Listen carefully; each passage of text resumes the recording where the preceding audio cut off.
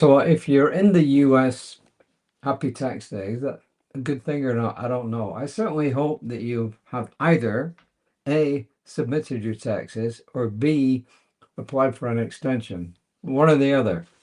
We don't want anybody in trouble. And if you're in another country, well, I hope that you either do submit them on time or you have submitted them on time, or apply for an extension if that's doable in your country.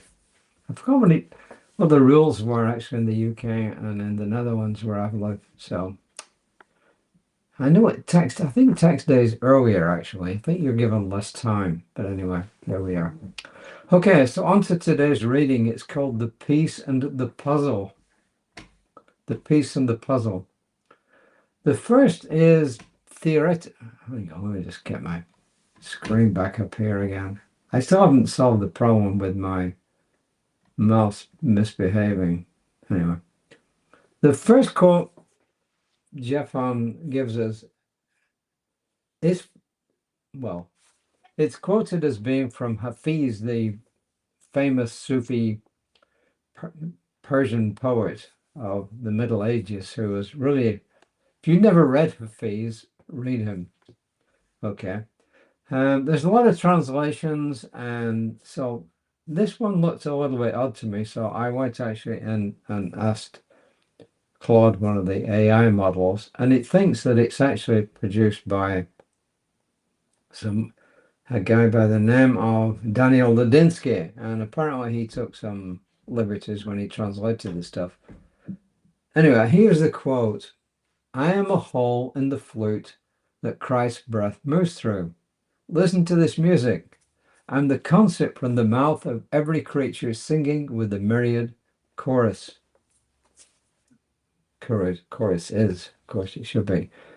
So the reason I looked it up was because Hafiz was quoting Christ. I know that Sufi poets have got a lot of respect for Jesus, but I didn't know if there was any significance to him using the word Christ, because they would have used the Persian word for Jesus. So I looked it up, and from what I found is, yeah, it's quite consistent that Hafiz and other Sufi poets and current Sufis would actually use quotes from Jesus or use Jesus because he was highly respected. He's called Isa in Arabic and probably the same in Persian, although they're not related languages, by the way. And so the conclusion here was, so invoking Jesus/Christ in a poem about breath moving through a flute will be theologically coherent and intentional for Hafiz, not an ecumenical gesture so much as drawing on an established Sufi symbol, which was Jesus. But the bottom line is the poet, the mystic, is saying that he is simply a whole that Christ's breath moves through. And you take Christ in whatever way you want to do it. You know, we would, in New Thought, look to it more in terms of Christ consciousness, you know. So anyway, there you are. And Ernest Thomas for once is very simple, actually. He says the practice of the presence of God is to awaken within us the Christ consciousness. So there you are, the Christ consciousness. So that's obviously the way that Jeffon Seely is taking it. And then he tells us a story, which, remember, facts tell, stories sell. So here we are. It says, while we were sitting in the living room floor one afternoon, my little son brought over one of his favorite puzzles for us to complete together. As we sat connecting the pieces of the puzzle, we watched as the image of his favorite cartoon character slowly began to emerge. As we connected the lost pieces, we ran into a small issue. The final piece was missing. We looked around the house, under the couch, in his toy box, and still the lost piece could not be found. He says, this experience reminded me of an important lesson. You and I are essential pieces of the infinite puzzle of life. Our energy, our light, our simple being helps complete this moment of time that we are in right now.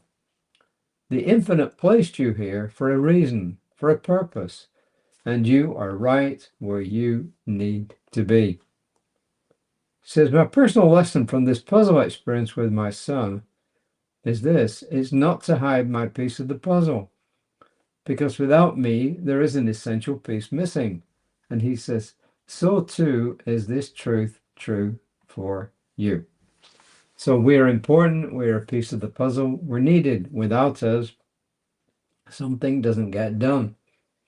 And the infinite has got to reshape the way that it does things, that it moves through eternity, that it moves through evolution. So it's not that things won't just keep happening, but they'll not happen in the same way. And I just forgot, I didn't have my microphone right in front of me, but hopefully you heard everything there, because the microphone was right by me here. So I'm an essential piece of the puzzle of life. I'm connected with Source. I'm an essential piece of the puzzle of life. I'm connected with Source. So tomorrow, Reverend Lisa at 9:15 a.m. Today, sometime during the day today, Danielle Johnson, midweek meditation. And by the way, Creative Life, we do have lots going on during the week. We have a book study on Monday evenings. We have a book study on Wednesday evenings, this evening. We have Philosophy Friday. So just then we have 2 readings a day. We have the midweek meditation. So we're always on air here, and we're always available. If you got questions, info@creativelife.org, and you can ask questions of any of us, and you will get a reply. info@creativelife.org. My class starts tomorrow. If you're still interested, the information's there. I just prepared the final workbook for class 1, and everybody who's attending has got the Zoom link. There's a bunch of them out there, so if you want to join the tribe and learn more about world religions, then hey, now's your chance. So until next time, namaste.